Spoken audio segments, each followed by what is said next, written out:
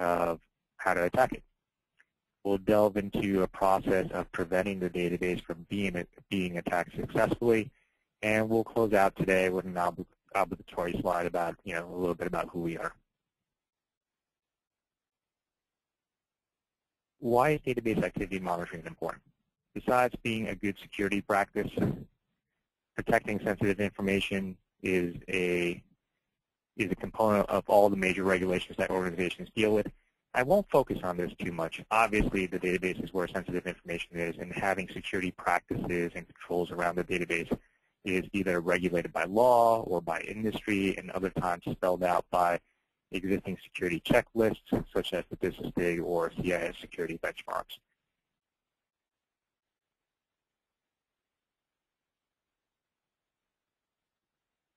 You're attending today's presentation because you know perimeter security is not enough.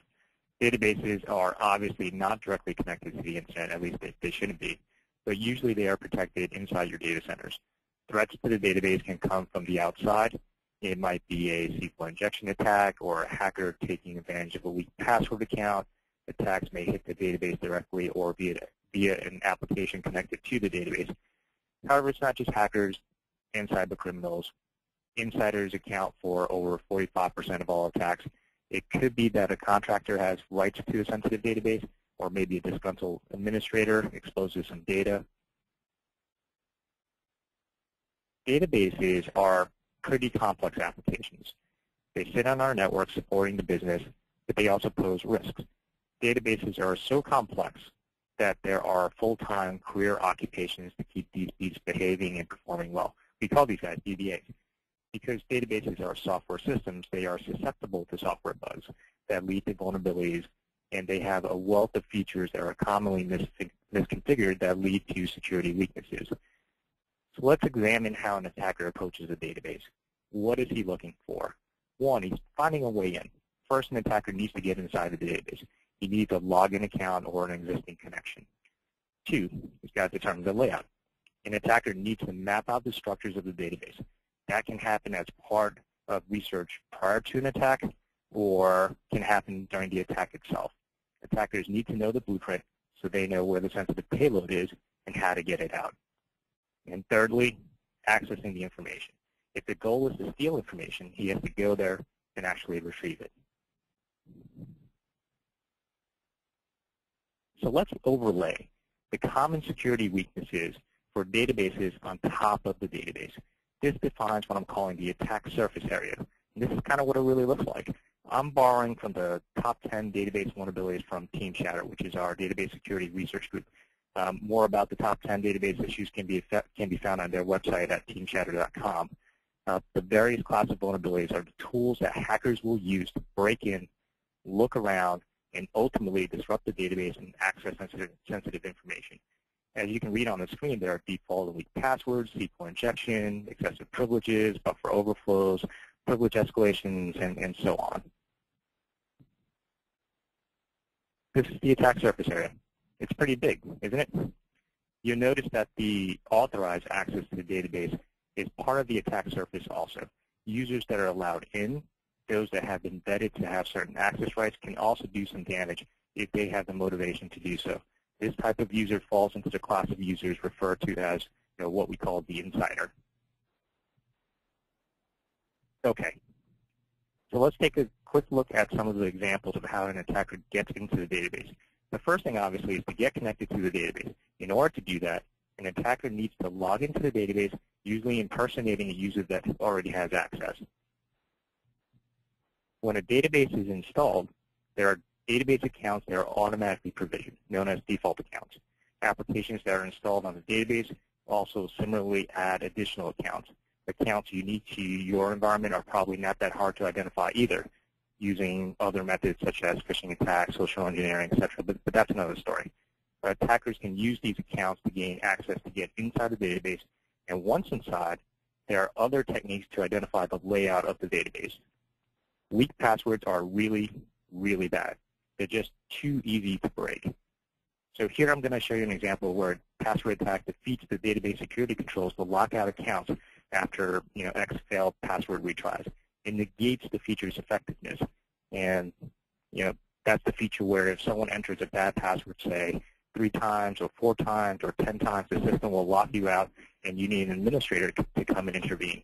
Well, this vulnerability allows an attacker to completely circumvent that security control. This vulnerability is found on Oracle 11g R2, and it's called the Oracle Stealth Password Cracking vulnerability. This vulnerability allows anyone who is on the network to obtain login credentials to the database. First, an attacker plants himself on the network, where he can make an attempt to connect to the database. Using a network sniffer, he can collect all the information he needs to crack the password. He simply attempts to log into the target database with a bad password. It doesn't matter what password he tries because the vulnerability is in the way, the vulnerability actually uses in the way Oracle handles the encryption communication. By recording the response from Oracle, an attacker collects all the information he needs to crack the password offline. In the package of information, the login incorrectly exposes the session key and the salt, enough information for the attacker to crack the password offline. So the attacker takes that information and uses an available password cracking utility to reverse the password. The vulnerability is in the, like I said, in the Oracle login protocol that exposes the secret. Password crackers exposing this flaw can be found online on the internet. This example password cracker can try nearly 2 million passwords a second on a laptop. Attackers can do much more with that. They can distribute that workload to a farm of botnets and have potentially exponential computing power to crack passwords even faster. So now that the password is uncovered, we can try logging into the database. Here the connection is successful, and we've cracked the all-powerful sys user. The reason this password vulnerability is so dangerous is because it only requires one attempt to communicate with the database server to retrieve the information necessary to crack the password. That is not enough for an audit event to be logged that showcases someone is actively trying to brute force their way in.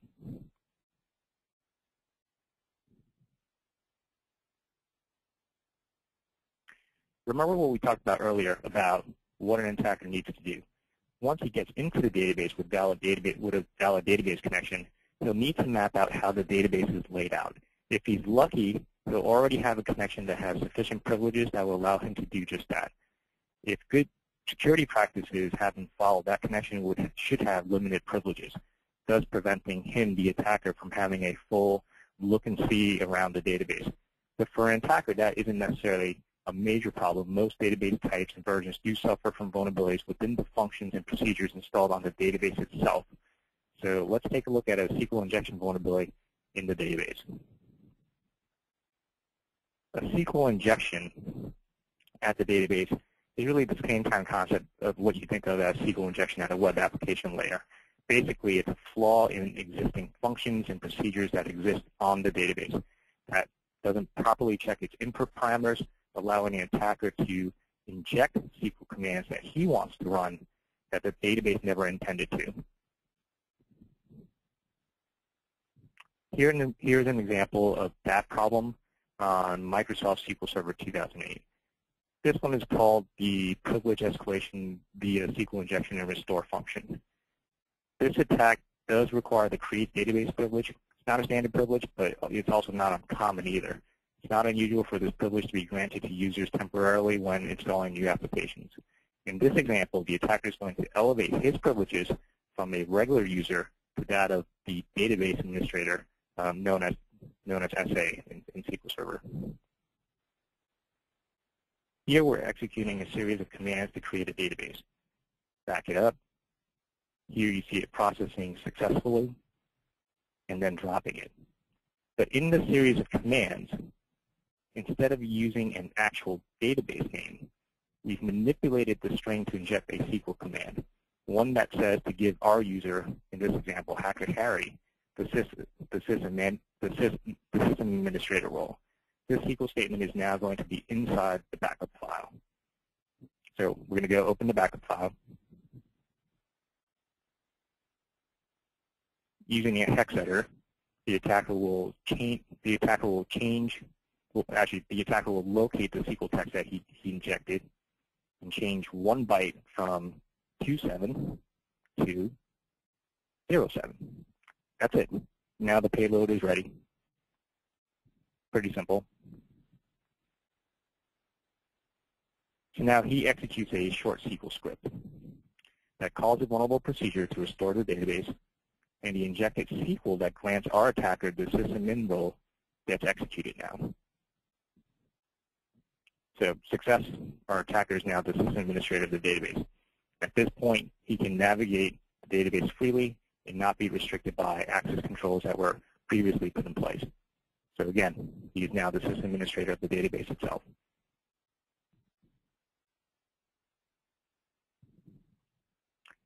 One more example. Once an attacker gets a valid database connection, like I said, he needs to figure out where to go in the database. Even if the connection doesn't have the privileges to look around, an attacker can usually manipulate existing vulnerabilities to elevate his privileges to that of a DBA.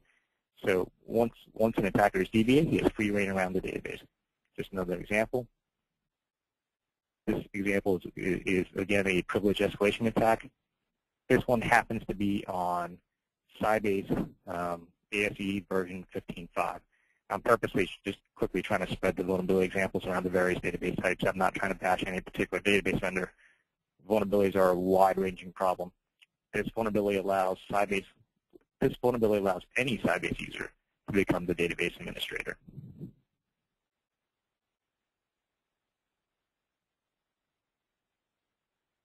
The attacker logs into the database. This user doesn't have any privileges. And time for the exploit. It's just a couple of lines of SQL, which again in this case is allowing a SQL statement to be injected where a table name is expected. So the exploit substitutes that table name for a statement that grants the attacker the database administrator role. Executing that will generate an error, but that's actually normal in this example. At least it's what you expect to happen during the attack. But the flaw is on the backend side of the database server itself. Even though an error is showcased here, the injected SQL actually gets executed. So now the attacker just clicks through the error and the damage is already done. Now when the attacker enables the SA role for himself, Sybase gives it up without any complaint. And when the attacker next attempts to read out the usernames and passwords, Sybase will comply because he now owns the system. He's elevated his privileges from just a regular user that shouldn't have the ability to execute this particular command, but now he can navigate all around the database, examining the full layout of the database itself. Okay, so just a few quick examples there. Now that we've established some of the methods an attacker will use to enter a database, determine the layout of the database, and ultimately disrupting and or extracting sensitive information from the system, let's turn our attention now to figuring out how to prevent the attackers from accomplishing this. We're going to focus on a methodology that will reduce that attack surface area, thereby preventing attackers from gaining access to the database and keeping him compartmentalized in an area where ultimately, that harm is mitigated. The first step is to take an inventory of your database assets. You can't really protect what you don't know about. We know attackers can find their way into the network. Every device, system, and database is a potential attack point. Even if a particular database is not sensitive, it can be used as an internal beachhead to perform reconnaissance or used as a launch point to access other parts of the network where the database holding the actual sensitive information resides. Discovering databases is pretty easy with the wizard-like interface in DbProtect. Just set up a job by clicking New Job. You can accurately find databases on the network by entering IP ranges and selecting database types that you would like to search for. As a result, DbProtect will return an accurate inventory of databases, and Discovery will identify new databases that appear on the network on an ongoing basis so you can monitor whether you need to apply security controls to it or not.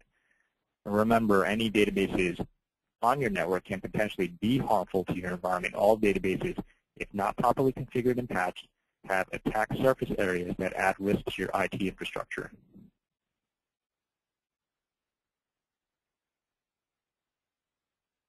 The next step is to find high-risk issues and fix them. Eliminating vulnerabilities starts with identifying what vulnerabilities exist in the database environment. DbProtect can quickly scan all your databases and do so continuously in an automated fashion to ensure no new vulnerabilities or security weaknesses appear. There are a couple of types of assessments. One, audits, which is a deep granular assessment from the inside out requiring valid account credentials. And two, pen tests, which assesses databases without requiring credentials in a manner that emulates what an attacker may uncover. One of the great things about vulnerability assessment capabilities here is that no agents are necessary on any of the databases, making audits and pen tests really simple to manage across a database environment. The results from continuous scanning for vulnerabilities gets compiled into high-level dashboards that showcase how the risks are distributed in your database environment. Different views help you decide which vulnerabilities should be eliminated from your environment first. Within DbProtect, the results are interactive. There are various high-level views of database vulnerabilities designed to help you decide what the best plan of eliminating vulnerabilities in your environment are. One way is looking at how different organizations or different departments stack up against each other. Specific vulnerability and weakness details are also provided so that DBAs are given enough information and understanding to correct the issue. Continuous scanning of vulnerabilities and remediation methodically closes vulnerabilities, reducing the risks that attackers can take advantage of. So remember our picture of the attack surface area for the database? Our objective here is to reduce it and make it smaller, therefore making it very difficult for an attacker to work in this environment. Scanning for vulnerabilities will identify all the classes of vulnerabilities listed on the screen. By eliminating vulnerabilities from the database environment, we are closing down the paths an attacker can take to work inside the database. If we remove these vulnerabilities, we are preventing the attacker's capabilities to maneuver. We are taking away the effectiveness of his tools. So this forces an attacker to spend more time trying to figure out how to move around the database, greatly increasing the chances of him being caught.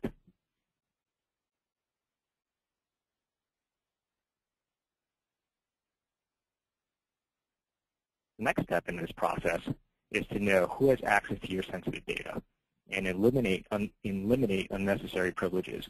Remember, once an attacker breaks in and enters the database, he will need to navigate around to determine what the layout of the database is and uncover where the sensitive data is. If the attacker assumes a login that is properly compartmentalized and lacking in privileges, that may just be enough to prevent damage and prevent him from actually accessing the sensitive information.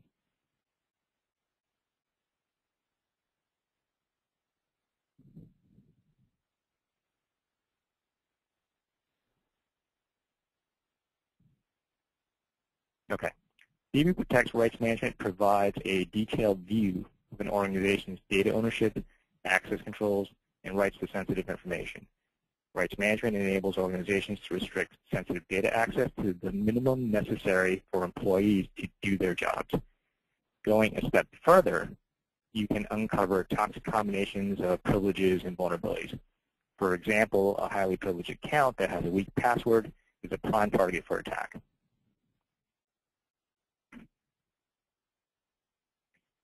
DbProtect keeps a federated warehouse of all database entitlements, providing you the capability to explore and ensure that the least privileged model is being practiced across the database environment.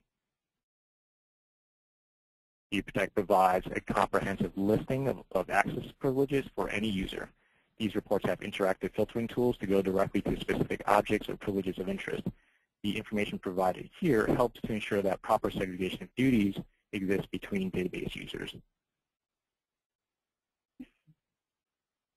So let's return back to our database attack surface area chart.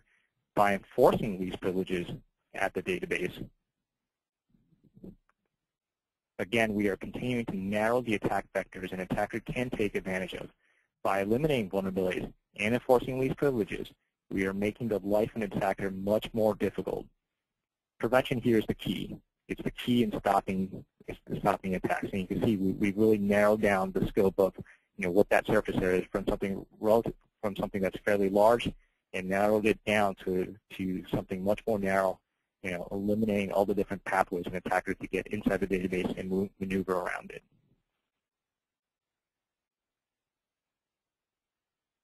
With vulnerabilities eliminated and excessive user rights removed, configuring a policy for real-time monitoring becomes much more precise and effective. With the attack surface narrowed, your real-time activity monitoring focus is much more pinpointed. Think of this a bit like a brick-and-mortar bank.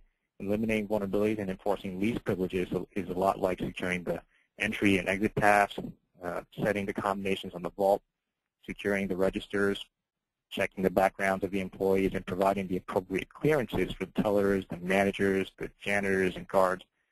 Imagine that real-time activity monitoring is the focus of the security guards that are stationed at the bank. Because the attack surface area is now managed, they can focus the majority of their attention to the more riskier areas. The people arriving to perform financial transactions and those that are accessing or exiting the vaults.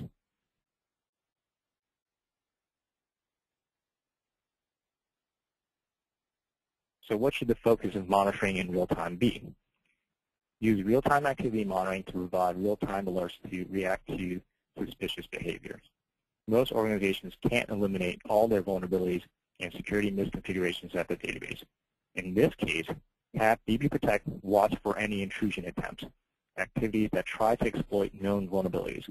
If that occurs, DbProtect will generate an alert that can trigger your incident response process. This is also referred to as virtual patching, compensating for existing vulnerabilities because applying patches have not occurred by watching for intrusion attempts. Monitor for deviations from authorized activities. This is accomplished by creating a white list of known expected activities. You should know where your applications connect from and who the user is. If there is a deviation, you want to alert and investigate.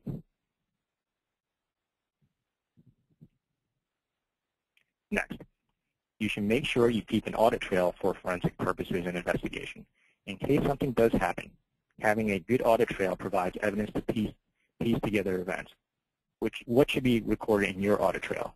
Start with auditing of those who log into your database. Knowing who enters the database and at what time is critical to establishing who and when. Log privileged user activities. This means record what your DBAs are doing and record any administrative commands. If an attacker is successful at elevating their privileges to a DBA, you need to make sure that the activities of that imposter is recorded. Schema changes are changes to the structural layout of the database. This really shouldn't happen in production environments under normal conditions. Attackers may try to modify schemas to install packages for tools or move around without being detected. And lastly, it's really all about the data, isn't it? When sensitive data is being extracted or modified, this activity should be recorded.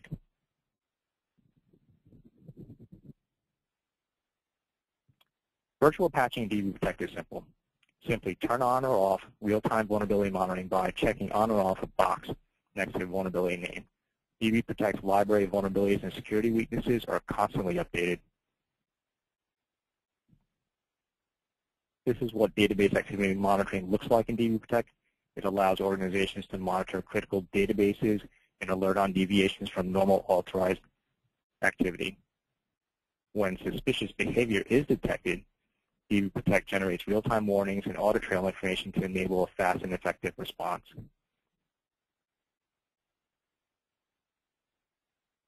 DbProtect also has a facility called Active Response that triggers automated actions in the event of suspicious behavior.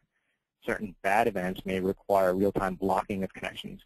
Based on a set of rules, DbProtect can be configured to automatically do this. either lock out an account or terminate the offending connection.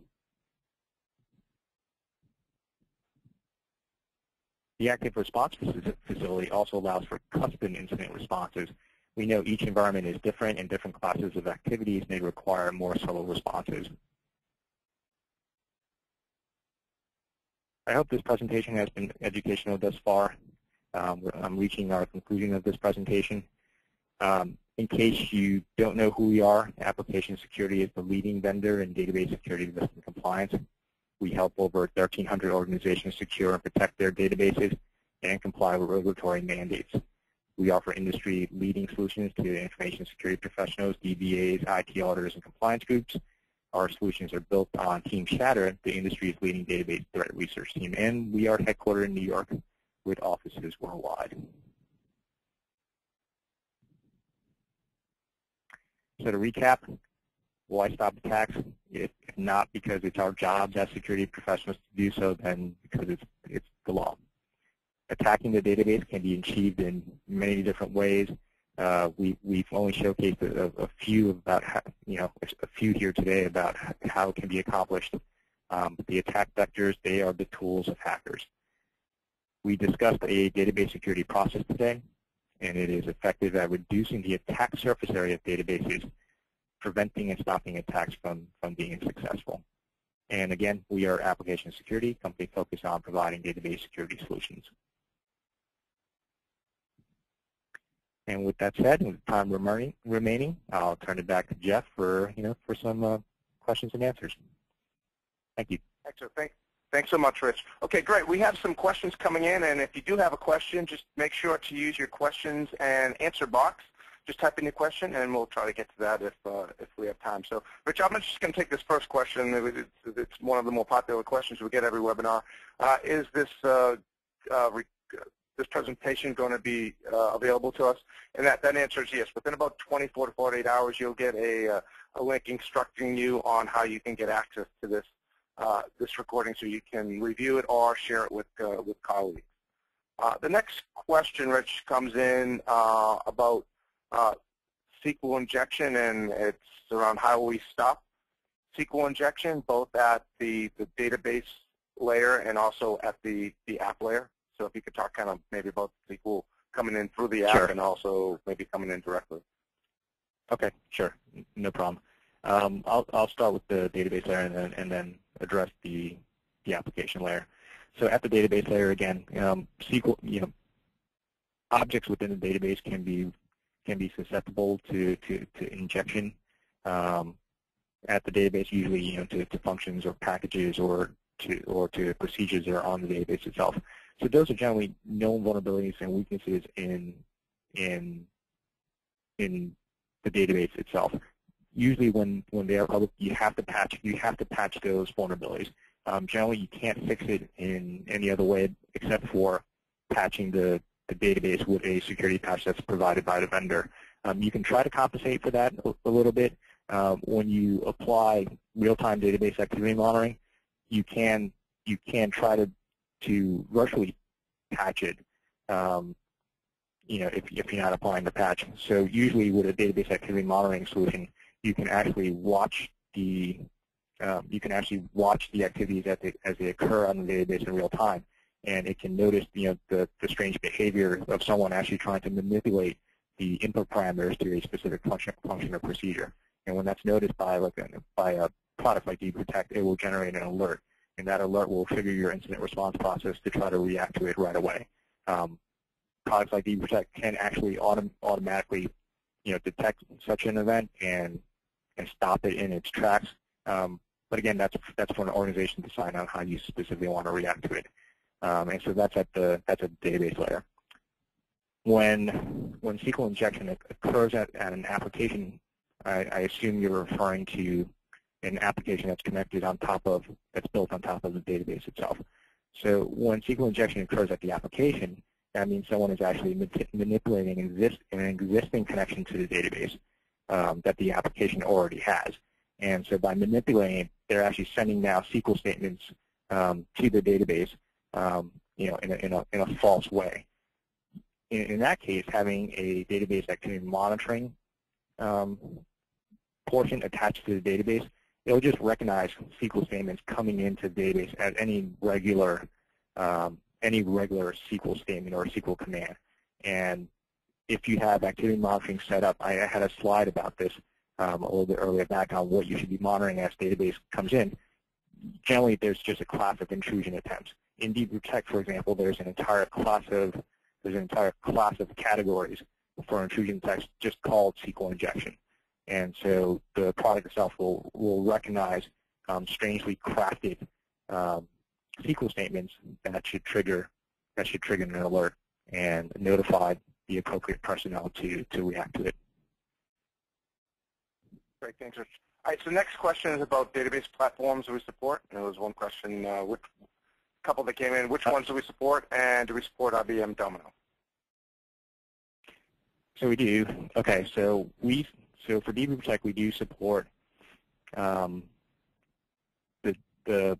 general major database platforms, which includes Oracle databases, Microsoft SQL Server databases, IBM DB2 for the Linux, Unix, and Windows platforms, as well as IBM on DB2 on ZOS, Sybase for ASC,